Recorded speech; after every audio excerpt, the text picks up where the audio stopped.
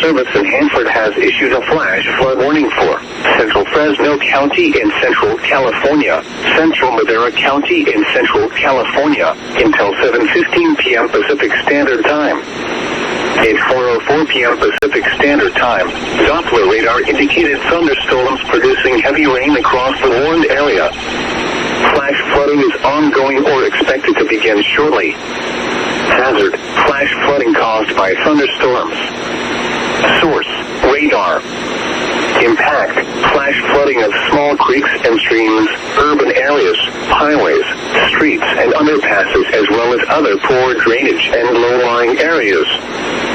Some locations that will experience flash flooding include Mountain Rest, Shaver Lake, Albury, Shaver Lake 3E, Curly, Tamarack Summit, and Sands Meadow.